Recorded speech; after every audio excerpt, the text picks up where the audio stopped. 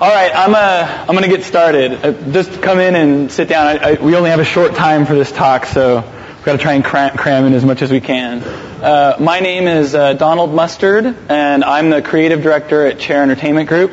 This is Jeremy Mustard, who's the technical director at Chair Entertainment Group, and today we're going to be talking about designing Shadow Complex. Just really quickly, Shadow Complex was released for the Xbox Live Arcade this past summer.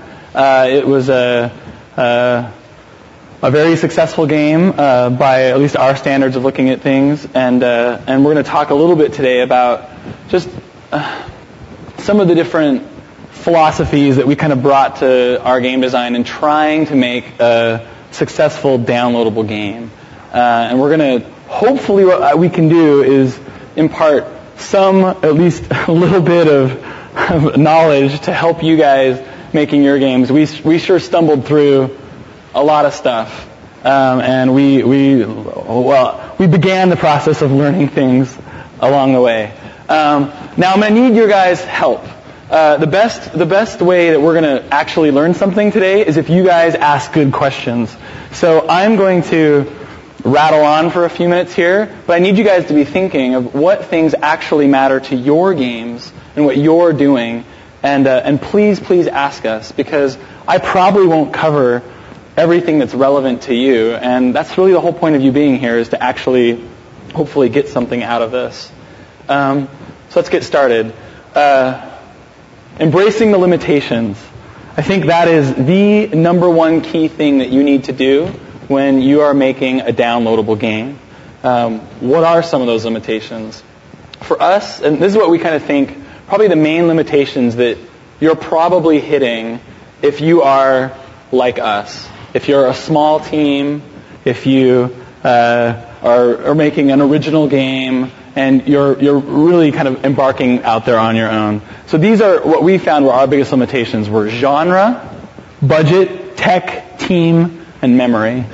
So genre.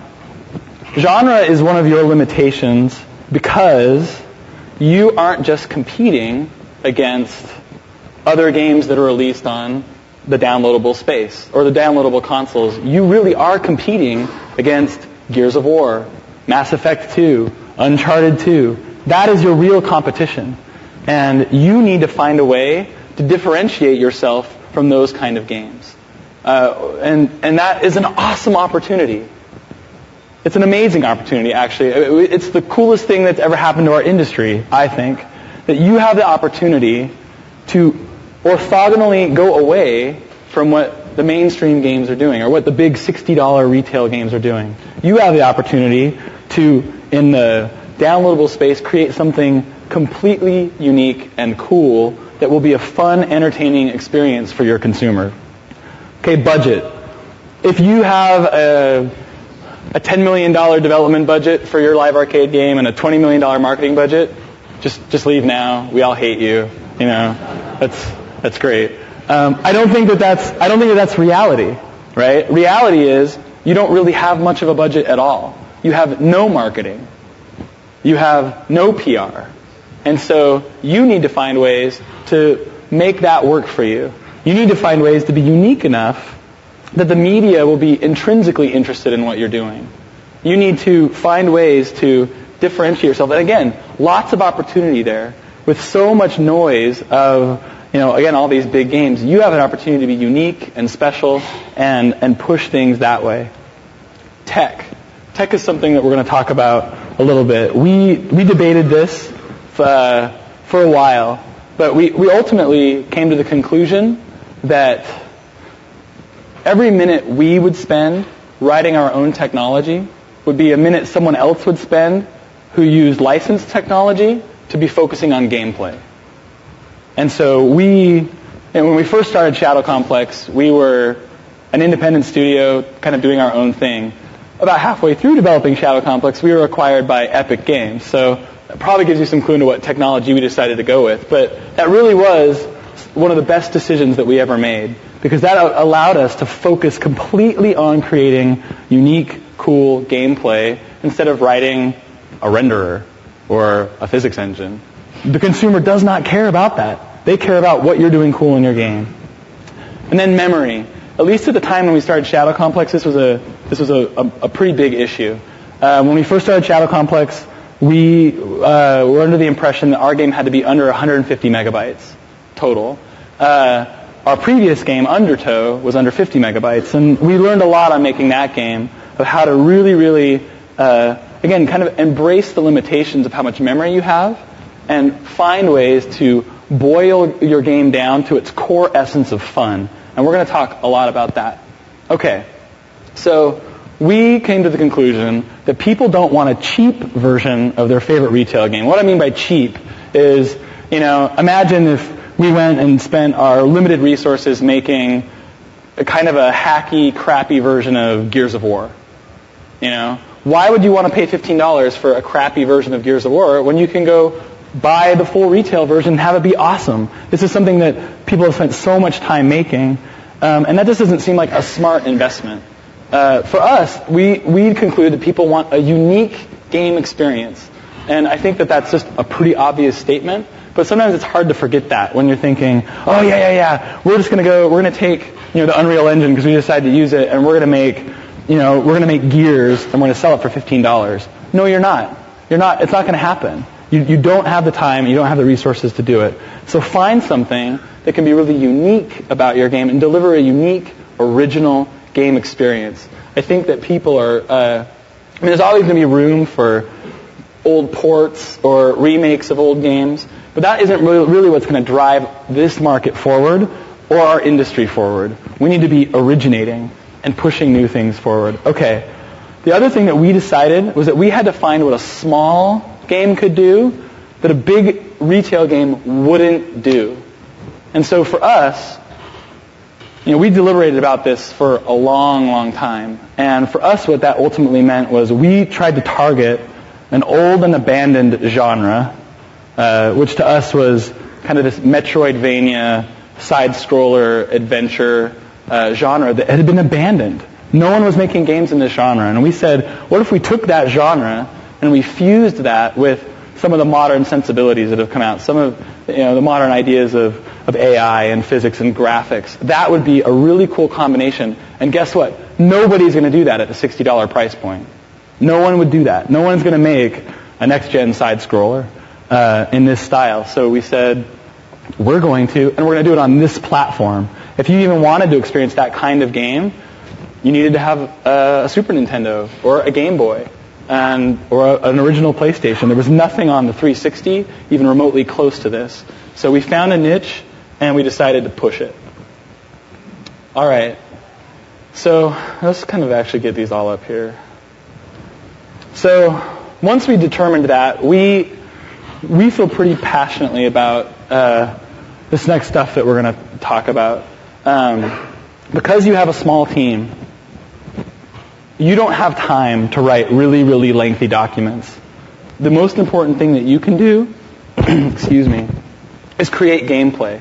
So we found that it was critical for us to quickly plan out what our game was and have big sessions with your little team. That's the advantage you have of a little team, is that you can all gather around a little table and hash it out. And you can get a collective understanding quickly of what you're trying to do. And instead of then documenting it in a 50-page design document, make a 3-page design document. The design document for Shadow Complex was, I think it was like 5 pages, right? And it had a couple screenshots in it, right? I mean, it was nothing. It was very, very boiled down. And but we quickly focused on getting gameplay up and running. When we made Undertow, so Undertow was a 16-player multiplayer shooter.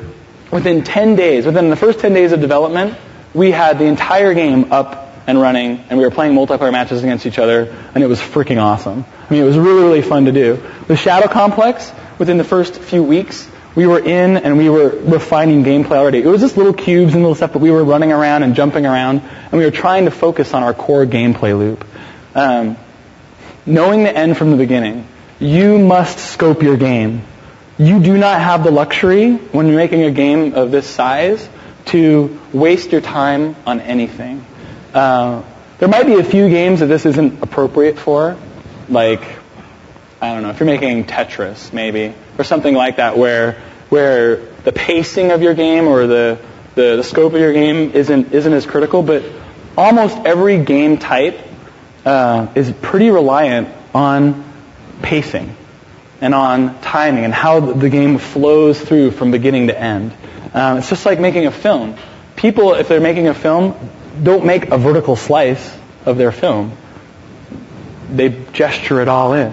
They create an animatic. They create storyboards of the entire thing so they know how it flows through. So we developed a process where we very, very quickly, rapidly prototype our entire game.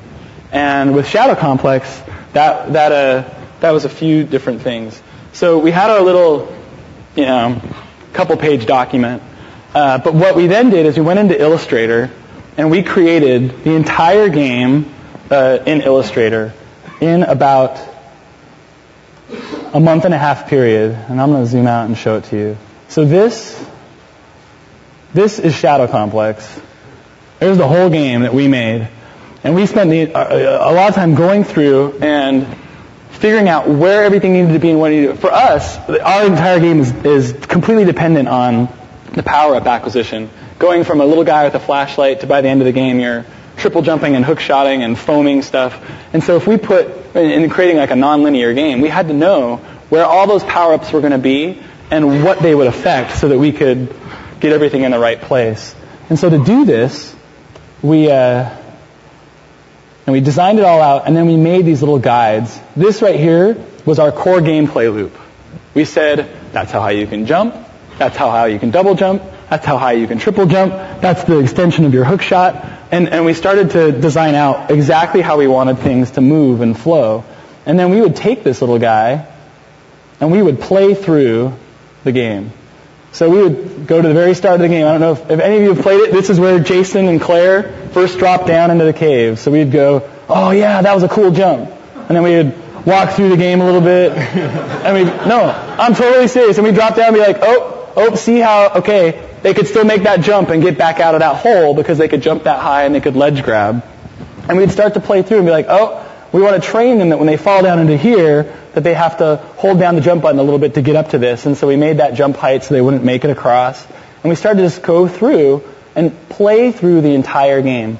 And we had the entire team play testing this map for a few weeks. And we would tweak it until we thought it was fun. Now, it requires a lot of imagination, but you guys are game developers. You have imagination, so it works. And it was awesome. We learned so much by going through this process. And honestly, in the guilty side of this it was so freaking fun to make a game on paper and you're playing through it and you're like, yeah, that's awesome. I totally stealth killed that guy, And it was cool, and so this is the funnest game that will never get released, right? Because you're going through and you're like, oh yeah, man. And we sit there in meetings and be like, yeah, I went through and I shot that guy in the head and then I jumped up here and then I went back and, so ridiculous, but it was pretty awesome. But we learned a lot by going through this process because it really helped us to define what our core gameplay loop was. Once we had this down, then can we switch over to the game engine? So once we had this down, we then quickly went into our editor, the Unreal editor, and quickly prototyped out the entire game in what we call BSP. So that's just basically this little cubes. We went through the whole game, and granted, even this, we have a few crates placed or whatever. So let me show you actually on the Illustrator map that room. So in Illustrator, this is what this area looked like. We initially designed out this thing where we're like, we want them to kind of learn what wall jumping is going to be, so we're going to put these ladders here so they kind of get the idea of going back and forth, and we'll have this guy on a ledge and some shootable stuff here. And we quickly blocked that in to BSP like this. So same thing, I see my little elevator shaft, I have a guy there, some crates, and we quickly, in about 2 weeks, did this for the entire game. We just threw it in there. And we made the entire game, or the entire team play through the whole game from start to finish. And it sucked, but it totally taught us where our pacing was. Because we could go through and be like, you know what? This does feel like the power-up's going to be in the right place. For boss fights, we put in cards that said boss fight. For cinematics, we put in story. I mean, we'd pace it out. We could start to see this is where everything's going to happen. And that allowed us to very, very quickly make really, really smart decisions about what we needed to cut and what we needed to keep. And it also taught us to focus on our core loop.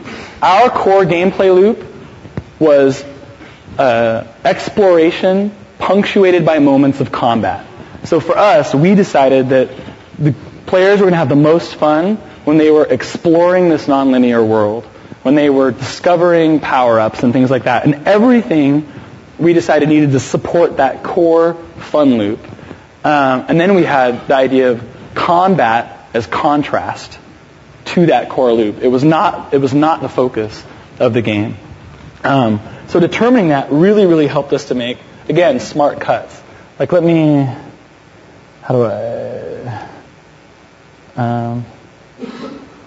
if you look at the map, anyone that's really, really familiar with the game, which I don't know if any of you are, if you look at this map, there are drastic differences between this and the actual shipped game. This whole bottom area is gone. That whole flying airship in the background that you were going to get on, not in the final game. And there's all sorts of areas that did, because when we initially planned it out, we're like, oh, this will work. But when we played it, really quickly after, like, oh, the pacing's wrong, this needs to be trimmed, this needs to be edited, and it helped us to quickly mush the game into something that was really, really fun. So then we just had this really ugly, fun game. And we spent the rest of the development layering on polish. It was easy after that, because all of our hard questions were answered in the first few months of development. Oops. I accidentally closed our slideshow. Just click on here and say from current slide. All right. So once you have that, you can start to really, really work on stuff. Our philosophy is that everything that you have in your game must support your core gameplay loop. And really, a lot of that was taught to us by making Undertow. Where on Undertow, we literally had only 50 megabytes for the whole game. So we had to look at every single thing that was going in the game and say, does this sound actually matter? Does this pixel actually matter? Does this normal map actually matter? And it really, we had to look at every single little thing and make these tough choices between, should our guy make a sound or should he have a texture map? It was literally that hard, right? And so it really taught us to say, we can only have things in here that are critical to the player actually having a good time.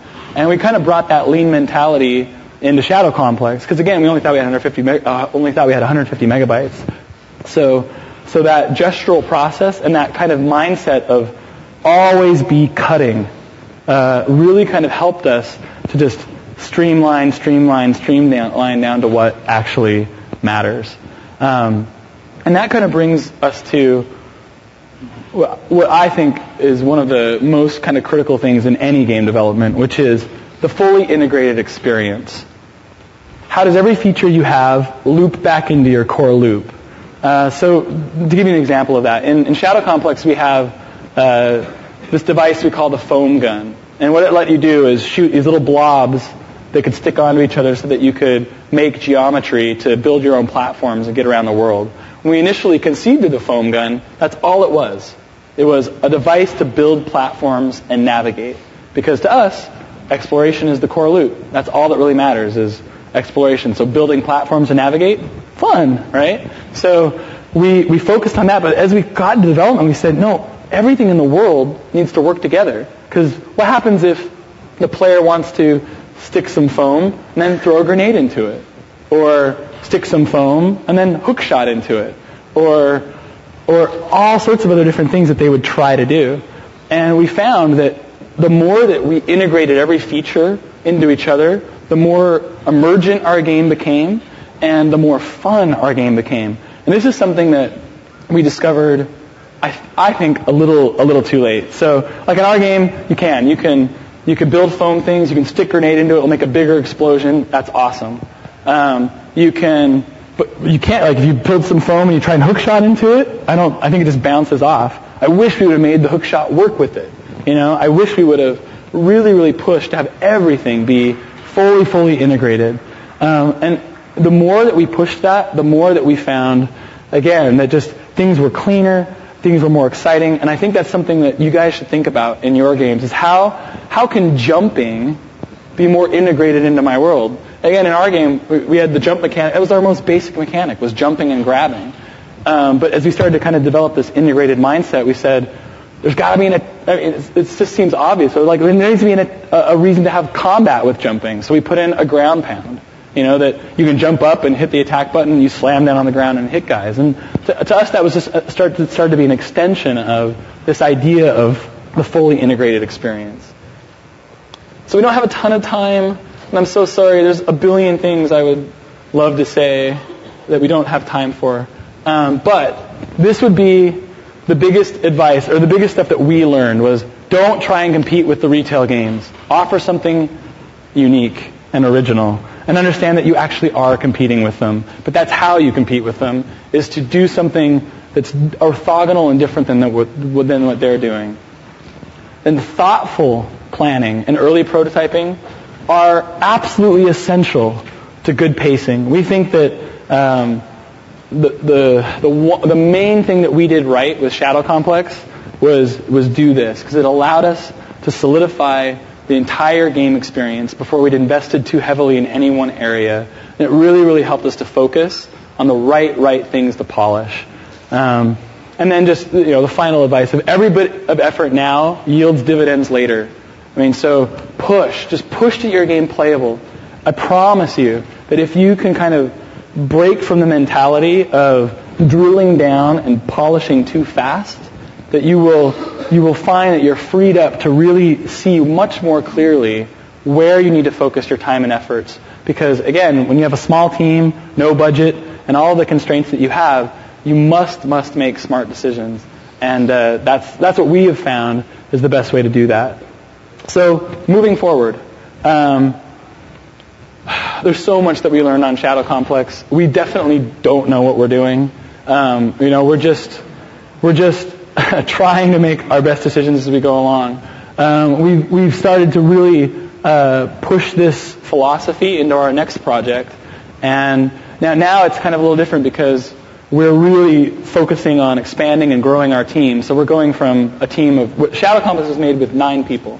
So we had 6 artists and 3 programmers, and we're now pushing a little bit in a different direction and growing. And we're trying to apply this same principle to what we're doing. And we're finding all sorts of new things. But I'm telling you that this works.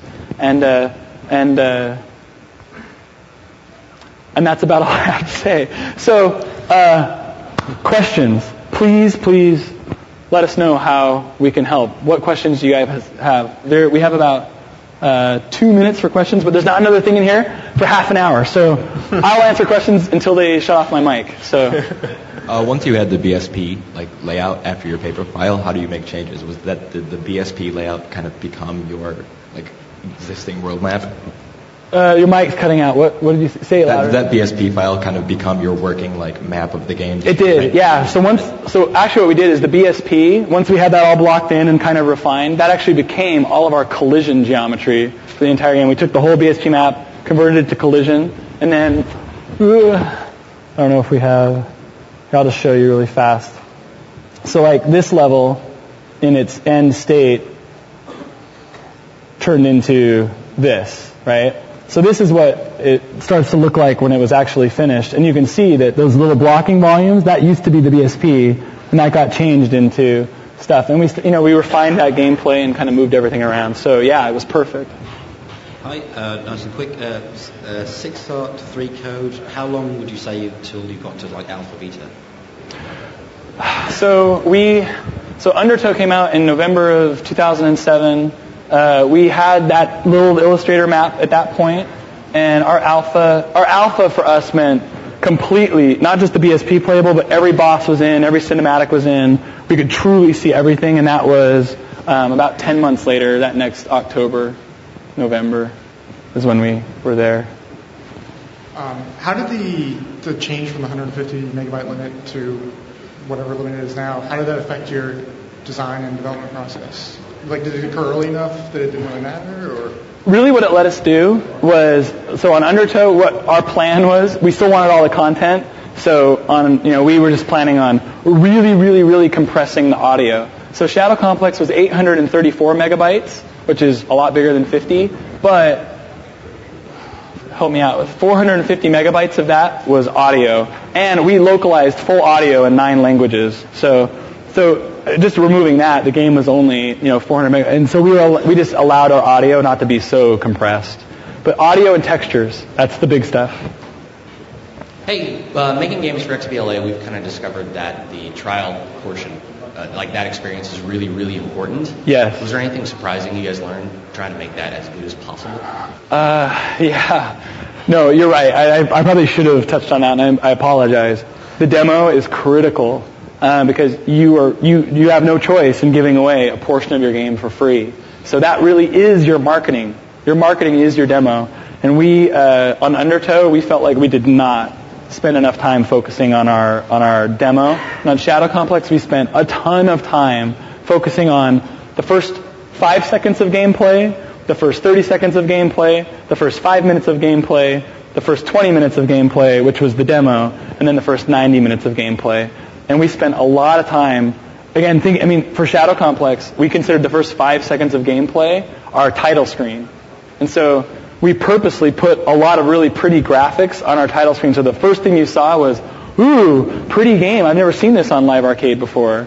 And so we considered that the first interaction with the player. And it's critical that you focus on that. And what we found was you have to give the players a really, really good time, but you've got to leave them really, really hanging. So the best thing you can do is get them, and we did lots of playtesting to try and get this, get them right to the moment where they're like, this is awesome, and then take it away. No, that's what you have to do, because if they're satisfied at all, then they're satisfied. They're like, that was cool. But that's not as good as, it's going to be so awesome. No, buy? Okay, I'll buy it. So you want to kind of create that feeling of, I must have more. And I don't know how successfully did that with Shadow Complex, but we have a pretty high conversion rate. But even moving forward, we have all sorts of ideas for next kind of titles and how we can make that an even more refined process of getting people appropriately titillated, right? Yep. Okay, one more question. Yeah, hi. I was just wondering, within your marketing plan, what are the things that you did to make your game unique and stand out? Sorry, what? Within your marketing plan, what are the things you guys did to make your game stand out and really unique? So we think that some of the key things were, we took this old genre that we thought was beloved, and luckily we guessed right, that people actually wanted games in that genre.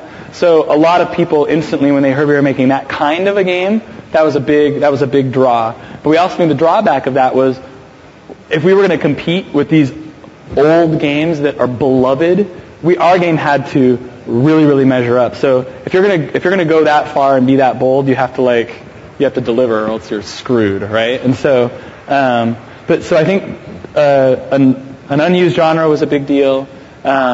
We really, really thought that graphically we had something that we could say. There just hadn't been a lot of games. We don't have the best graphics ever. It's whatever, it's fine, But in the space, there were not other games that looked like this at the time, and so we thought that would be a big advantage.